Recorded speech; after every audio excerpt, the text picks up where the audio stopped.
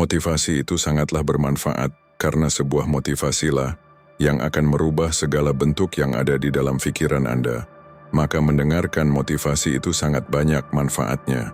Maka dengarkan motivasi dari saya ini. Tetapi sebelum Anda memulai video ini, jangan lupa mendukung channel ini dengan cara subscriber karena subscriber itu gratis.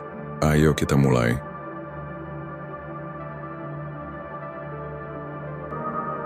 Poin pertama, visualisasikan realitas yang kamu inginkan dengan sangat jelas. Lihat, rasakan, dan percayai sepenuh hati. Jadi begini, banyak orang mengira bahwa untuk mengubah hidup, langkah pertama adalah bekerja lebih keras atau menemukan strategi yang lebih canggih. Tapi, seperti yang kita bahas di awal tadi, masalahnya seringkali bukan pada apa yang kita lakukan, tapi pada apa yang kita lihat dalam kepala kita sendiri. Coba bayangkan ini. Kamu sedang duduk di kursi bus kota yang sesak, lelah setelah seharian bekerja. Kepala penuh beban. Tapi dalam benakmu, kamu bisa melihat versi lain dari dirimu. Lebih tenang, lebih bebas, lebih hidup.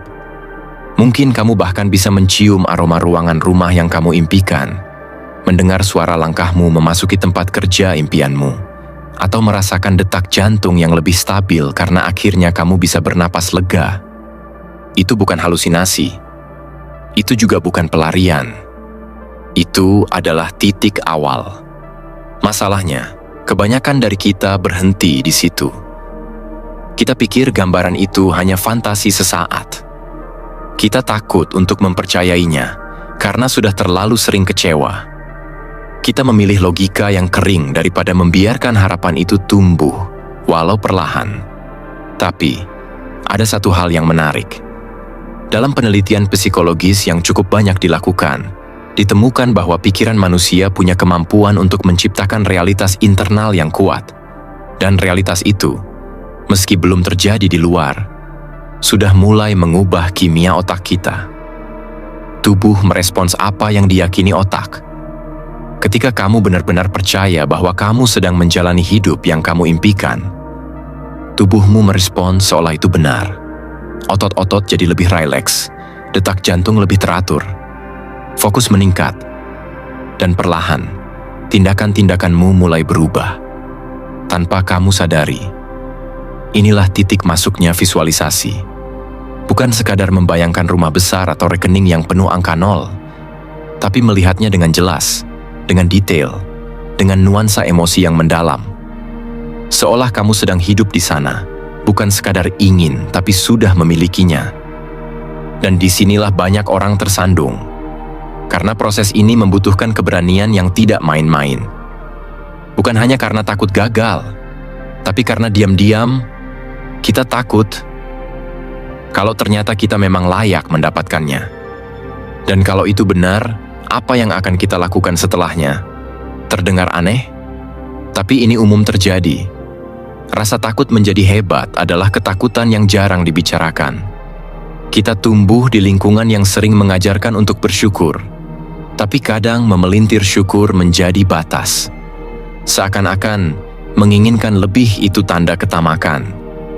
Padahal, menginginkan hidup yang lebih baik bukan berarti kita tidak bersyukur, tapi justru bentuk penghormatan terhadap potensi yang Tuhan titipkan pada kita. Di titik ini, kamu mungkin berpikir, tapi aku nggak tahu harus mulai dari mana. Aku nggak bisa langsung membayangkan hal besar, apalagi mempercayainya. Tenang, kamu nggak harus langsung melompat ke visualisasi mobil mewah atau pekerjaan yang sempurna. Mulailah dari hal kecil. Bayangkan kamu bangun pagi tanpa rasa malas. Kamu berjalan ke dapur dengan ringan. Kamu membuka jendela, dan entah kenapa, hari itu terasa lebih terang. Rasakan emosi kecil itu. Rasakan damainya. Biarkan tubuhmu percaya dulu, walau sedikit. Karena sekali saja kamu berhasil merasakan bahwa kamu bisa merasa lebih baik, itu akan menciptakan ruang baru dalam sistem keyakinanmu.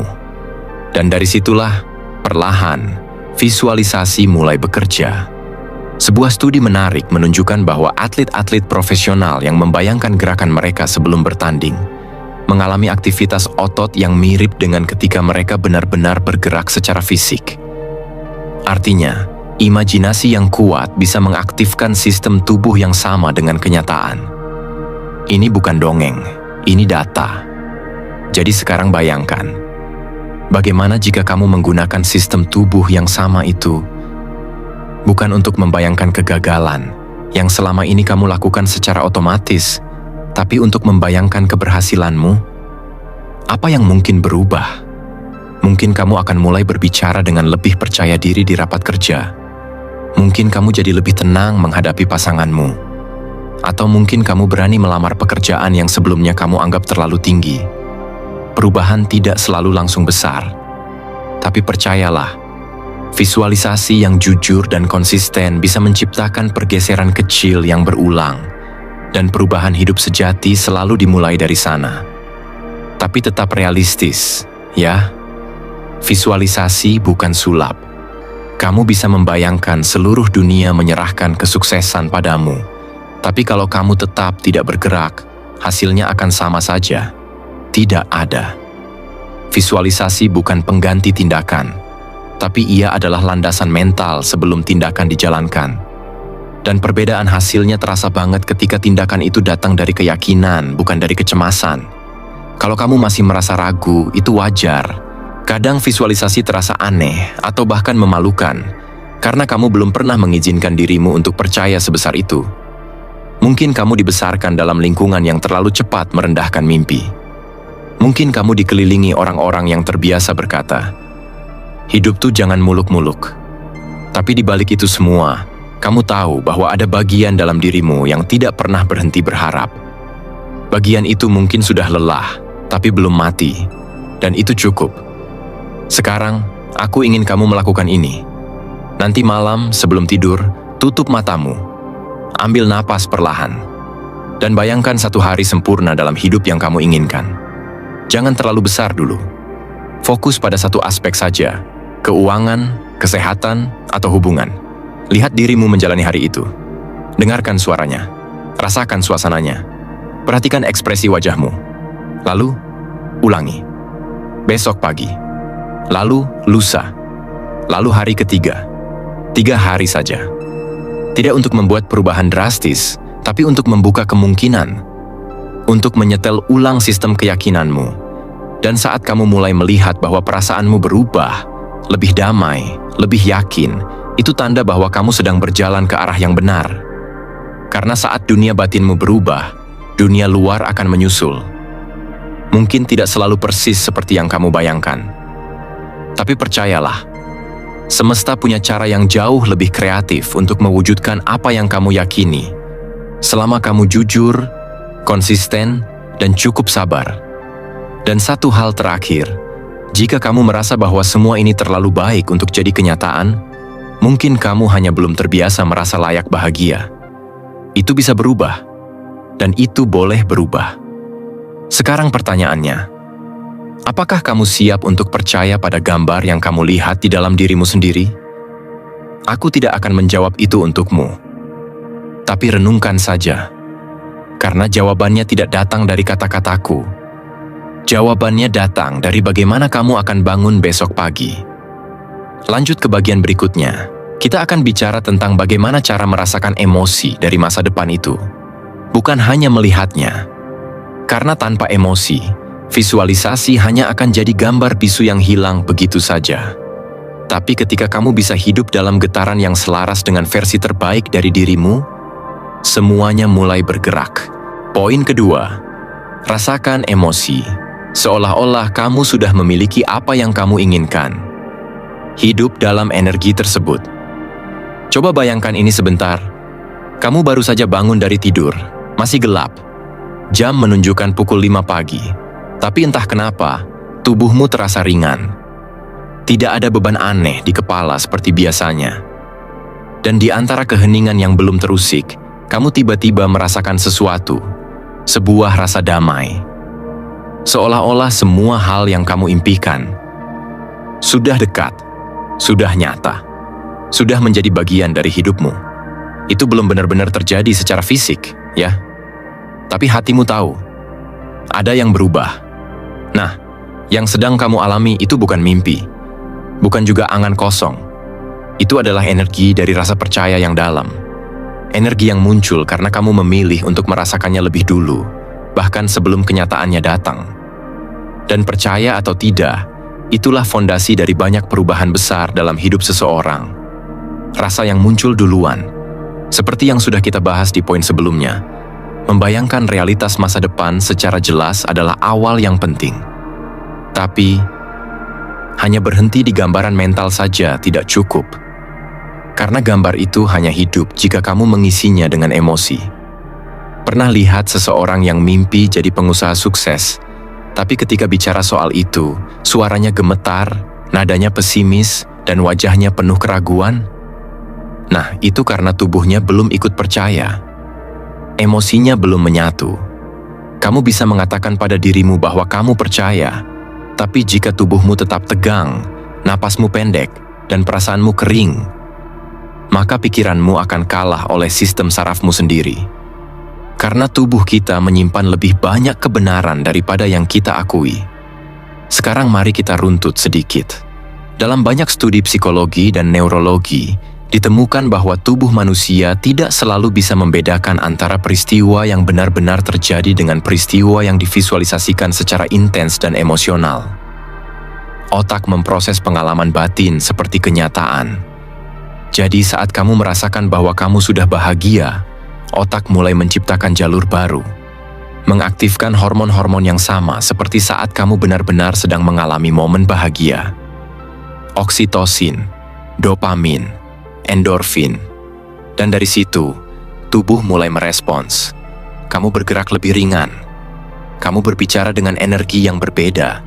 Kamu mulai menarik respons yang berbeda dari orang lain, bukan karena kamu pamer, tapi karena kamu jujur dalam rasa. Masalahnya, banyak dari kita takut merasa bahagia terlalu cepat. Kita takut dicap lebay, takut dikira sok, takut kalau semua kebahagiaan itu hanya sesaat, lalu hilang begitu saja. Jadi kita menunda bahagia. Kita simpan senyum itu sampai tanggal gajian. Kita tahan rasa puas itu sampai ada bukti nyata. Dan yang terjadi, kita hidup dalam penundaan emosi. Kita jadi mesin yang menunggu izin dari dunia luar sebelum merasa pantas menikmati hidup. Padahal, kalau kita mau jujur, hidup yang penuh makna bukan soal apa yang kita miliki, tapi soal bagaimana kita merasa terhadap hidup itu sendiri. Kamu bisa punya semuanya dan tetap merasa hampa. Atau kamu bisa belum punya apa-apa, tapi merasa utuh karena kamu hidup dalam energi yang jujur dan penuh harapan. Tentu, aku tahu, ini bukan soal pura-pura senang, ini bukan acting. Karena kalau emosi yang kamu pakai cuma topeng, tubuhmu akan tahu, dan dia akan menolaknya. Maka, penting sekali untuk benar-benar menyelam ke dalam rasa itu. Ambil satu momen sederhana. Misalnya kamu ingin hidup mapan, tenang, sejahtera. Coba pikirkan, seperti apa rasanya kalau kamu sudah ada di posisi itu? Bukan bayangan rumah mewah atau mobil besar, ya. Tapi rasanya. Apakah kamu akan bernapas lebih pelan? Apakah kamu akan berbicara dengan nada yang lebih lembut dan yakin? Apakah kamu akan memberi dengan lebih ikhlas karena kamu tahu kamu sudah cukup? Nah, sekarang coba hadirkan rasa itu di tubuhmu. Tarik napas perlahan. Biarkan sensasinya mengalir. Ulangi setiap pagi. Dan lihat apa yang berubah. Beberapa orang bilang, tapi kalau aku bahagia duluan, nanti kecewa dong kalau nggak kejadian. Itu pikiran defensif yang manusiawi. Kita semua pernah merasa begitu. Tapi logikanya begini, rasa kecewa tetap bisa datang meskipun kamu memilih untuk tidak bahagia sekarang. Jadi kenapa tidak menikmati prosesnya? Kenapa tidak membiarkan diri kamu merasa pantas lebih awal? Dan ini bukan tentang menipu diri. Ini tentang membangun jembatan antara hari ini dan versi dirimu yang kamu inginkan. Kalau kamu sering merasa takut bahagia karena takut dijatuhkan semesta, mungkin itu bukan soal semestanya, tapi karena kamu pernah jatuh dan belum pulih.